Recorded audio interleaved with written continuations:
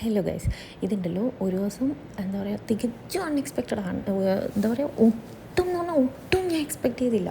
എന്നോട് പറഞ്ഞേക്കുന്നത് ഏട്ടന് ക്യാമറ വാങ്ങണം, എന്താ ആളിപ്പം ഒന്ന് പഠിച്ചുകൊണ്ടിരിക്കുന്നുണ്ട്. അപ്പോൾ അതിൻ്റെ എന്തോ ഒരു എക്സാമിൻ്റെ ആവശ്യത്തിന് വേണ്ടിയിട്ട് ഒരു ഗ്രൂപ്പ് മീറ്റിംഗ് ഉണ്ട്. അപ്പോൾ അവർ അയച്ചു തന്നിരിക്കുന്ന ക്രൈറ്റീരിയയിൽ ഏട്ടൻ്റെ ലാപ്പിലെ ക്യാമറ അതുമായിട്ട് സെറ്റല്ലാന്നാണ്, മീൻസ് അതിലുള്ള ഇതുമായിട്ട് അതിൻ്റെ എന്തോ സംതിങ് ഇത് ശരിയല്ല. അപ്പോൾ പുതിയൊരു ക്യാമറ വാങ്ങണം, ഇത് വീഡിയോ കോൾ ചെയ്യേണ്ട ആവശ്യത്തിനെന്ന് പറഞ്ഞു. അങ്ങനെ ആണ് നമ്മൾ വാങ്ങിക്കാൻ വേണ്ടി പോകുന്നത്. ആക്ച്വലി പറഞ്ഞു കഴിഞ്ഞാൽ സാധാരണ ഞാൻ സാധനമൊക്കെ വാങ്ങാൻ പോകുമ്പോൾ തന്നി കുതിര വേസ്റ്റ് പോകുന്നത്. ഇതെന്താണെന്ന് എനിക്കറിയില്ല. ഞാൻ അന്നത്തെ ദിവസം ഭയങ്കരമായിട്ട് ഡ്രസ്സപ്പ് ചെയ്തു. ഈ ഡ്രസ്സപ്പ് ചെയ്തപ്പോൾ ഞാൻ തന്നെ എന്നോട് പറഞ്ഞു, ഇതൊരുമാതിരി കല്യാണത്തിനൊക്കെ പോകുന്ന പോലെ തോന്നുന്നുണ്ടോ, നാട്ടിലാന്ന് കല്യാണത്തിന് കൊണ്ട് രൂപത്തിലാണ് ഇപ്പോൾ ഇറങ്ങുന്നതെന്നൊക്കെ പറഞ്ഞു. പിന്നെ വെച്ചാൽ എവിടെയെങ്കിലൊക്കെ പോകണ്ടേ, അല്ല എവിടെയെങ്കിലൊക്കെ പോകുമ്പോൾ ഒന്ന് ഒരുങ്ങിക്കെട്ടി ഇറങ്ങണ്ടേന്ന് വെച്ച് പിന്നെ അങ്ങനെ ഇറങ്ങിയതാണ്. അവിടെ എത്തിയിട്ട് ആൾ നേരെ ഈ സെഷനിലേക്ക് പോയി.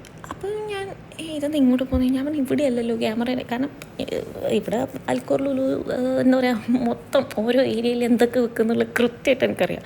എനിക്ക് വേറെ പണിയൊന്നുമില്ല, ഇത് തന്നെയാണ് മൊത്തം എടുക്കലാണ്.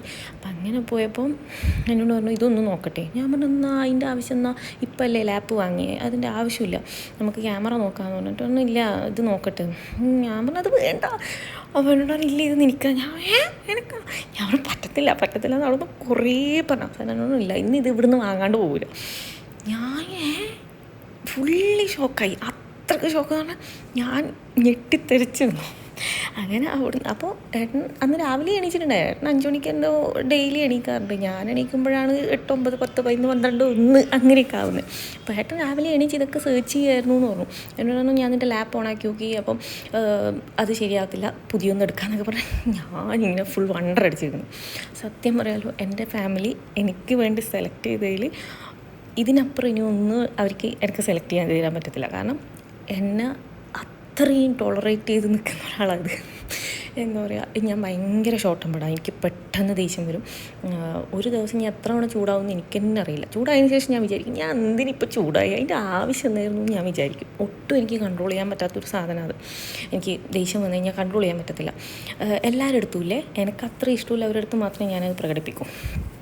അപ്പോൾ വേറെ വല്ലവരും ആണെങ്കിൽ ഇതിനപ്പണ്ട് എന്നെ ഇട്ടിട്ട് പോകുന്ന സമയം ഈ ചങ്ങായി മാത്രമാണ് എന്നെ ഇത്രയും എന്താ പറയുക, അതായത് ഈ കലം തമ്മിൽ കൂട്ടിയിടിക്കുമ്പോൾ സൗണ്ട് കേൾക്കുന്നതെന്ന് പറയത്തില്ലേ, ഇതങ്ങനെയൊന്നുമില്ല. ഒന്നും പറയാനൊന്നും നിൽക്കില്ല ആ സമയം. ഞാനൊന്ന് കൂളായതിന് ശേഷം പിന്നീട് സംസാരിക്കുമല്ലോ. ഞാൻ പറയാമല്ലോ, ഇത്ര നല്ലൊരു മനുഷ്യനായിരിക്കും കിട്ടില്ല. എനിക്കിപ്പോൾ നാട്ടിൽ പോകണമെന്ന് പറഞ്ഞാൽ ഓക്കെ പോയിക്കോ, നാട്ടിൽ നിന്ന് ഇങ്ങോട്ട് വരണമെന്ന് പറഞ്ഞാൽ ഓക്കെ വന്നോ, അങ്ങനെയാണ് ആൾ. അല്ലാതെ എന്നെ ഫോഴ്സ്ഫുള്ളി ഒന്നും ചെയ്യിക്കുക അങ്ങനത്തെ ഒന്നുമില്ല. ഭയങ്കര കൂളാണ്. പുറത്തുനിന്ന് കണ്ടാൽ ചിലപ്പോൾ ആയിരിക്കും തോന്നണമെന്നില്ല, പക്ഷേ ആൾ അങ്ങനെയാണ്. Actually I am thankful to my family because they choose him seriously. പലരും നമ്മൾ ലവ് മാരേജ് ആണെന്ന വിചാരം, പക്ഷേ അല്ല കേട്ടോ.